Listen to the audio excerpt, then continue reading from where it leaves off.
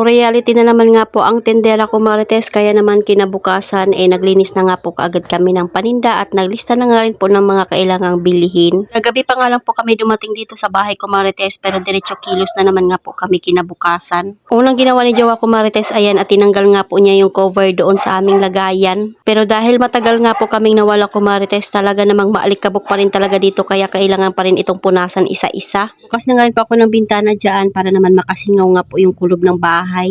Kaya ayan, pinagpupunasan ko na nga po yan lahat ko Marites, pero bago nga kami umalis ay pinunasan ko na nga po muna ito. Ito nga po nakalagay yung mga alak, pero ililipat ko nga po ito ng pwesto. Nung nasa bakasyon pa nga kami ko Marites, abay iniisip ko na nga po kung anong gagawin kong ayos dito sa aming munting tindahan. Pagpasyahan ko nga pong tanggalin itong mga alak dito dahil si Panda nga po ay nakakailang beses na nga pong nagbasag dyan. Lista ko na nga po yung mga kailangang bilhin na mga alak dahil madami na nga rin pong kulang. Ising na nga rin po si Kuya Tyler dyan, ayan, at binabantayan niya na nga si Panda. Nahirapan man kami nung pauwi namin ko Marites, pero nag-enjoy talaga kami sa aming bakasyon dahil nasulit nga po talaga. Yung talaga yung pinakamatagal naming bakasyon ko Marites dahil halos mag-isang buwan. Kaya ayan, parang mag-uumpisa na naman nga kami sa aming pagtitindahan, pero ang mahalaga nga po ay kami ay nakapagpahinga. Sa bakasyon pa nga lang po ako Marites, nag-order na nga rin po ako ng mga kailangan kong o-order para dito sa aming munting tindahan. Yung iba nga po ay parating pa lang. Ipapatanggal nga ko kay Jowa at ipapabago dahil iikot na naman nga po itong aming munting tindahan at magiging bago na naman nga po yung itsura niya. Nasagad man yung aming budget sa pagbakasyon ko Marites, pero hindi ko naman nga po pinakialaman yung aming puhunan. Kaya pagkabalik namin dito ay paniguradong may puhunan pa rin kami na ipapaikot sa aming munting tindahan. Nakakatuwa lang ko Marites na natapos namin ang bakasyon nang hindi kailangang umutang. Pamahalang din talaga yung aming pag-uwi ko Marites dahil marami nga naging problema.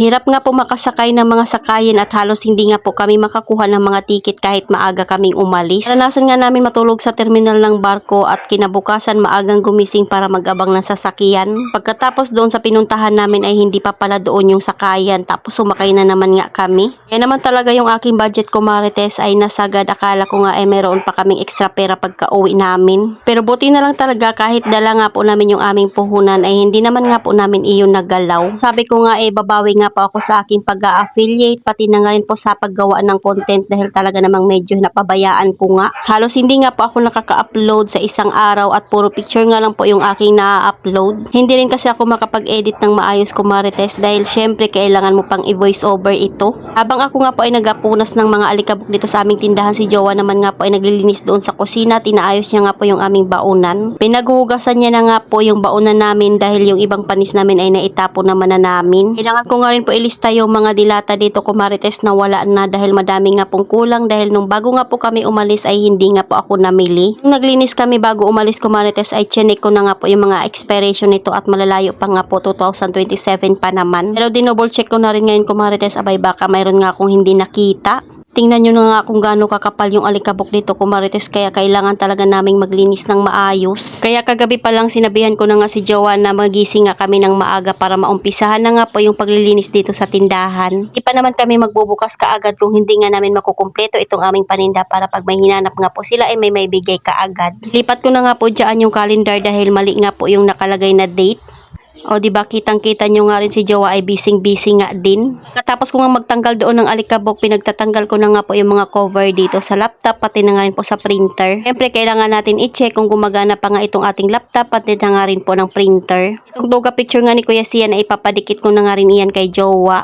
Talaga yan dyan banda ko Marites dahil natatakpan nga po siya. Hindi ko nga po ma-open yung laptop dyan, naisip ko nga po at baka lowbat lang kaya i-charge ko na muna. Sana nga ay walang ang nasirang mga gamit namin dito ko Marites. Tapos kung mapunasan at malinisan nga po doon ko Marites, itong lamesa naman nga po yung aking tatanggalan ng kalat. Cornstarch na nga lang po yung natira dyan ko Marites at kulang na nga po iyan ng harina. Yung mga battery ko nga po pala dyan ay kulang na din kaya kailangan ko na naman nga pong bumili. Pulbo nga po ay 2 piraso na lang, tapos yung alcohol na maliliit ay 2 piraso na lang din. Banda pa nga lang po yung aking nalilinis ko Marites. Nilista ko na nga rin po yung mga kulang na kailangan kong bilhin. Dami pa nga kaming kailangang bilhin kaya bago nga po kami magbukas ay kailangan talagang makompleto na muna. Ayan, at chinek ko na nga rin po yung mga gamot na kailangang bilhin.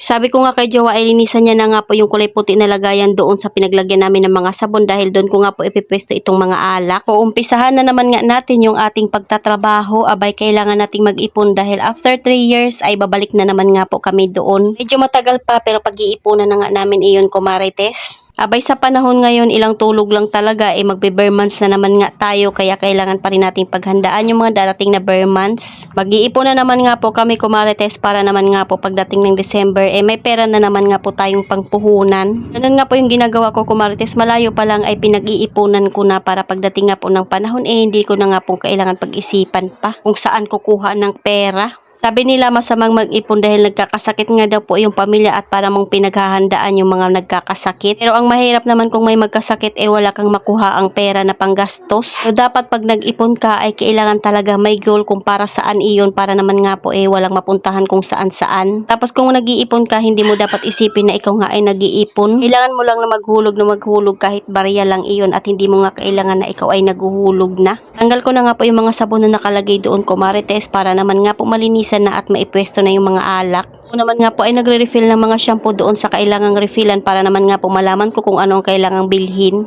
Hindi pa nga ito nangangalahati sa aming gagawin, pero kahit papaano umpisahan na nga namin. Gawa na nga yung pinalinis ko dyan banda para naman nga po sabay namin matapos. Ubus na nga rin po yung mga bigas dito, kumarites, kaya kailangan namin bumili ng bigas, itlog, pati na nga rin po ng mga mantika. At talaga yung pakiramdam pag tayo nga po ay nakakapagpahinga na. Masarap na naman dumiskarte para madagdagan nga yung ating kita. Kailangan na naman nga ni Jowa bumalik sa kanyang trabaho. Sobrang saya niya talaga, kumarites, ngayong bakasyon niya at marami nga po siyang na-experience. Lahat nga po ng mga kamag-anak ko ay talaga namang naging kasundo niya. O diba ilang balde nga yung kalat dyan, kumarites, at talaga namang nauhaw na ako, kaya kailangan ko munang uminom. So ayun lang muna, kumarites, salamat sa panonood. Follow for more. God bless us. At sana i-share nyo na nga rin po itong aking video.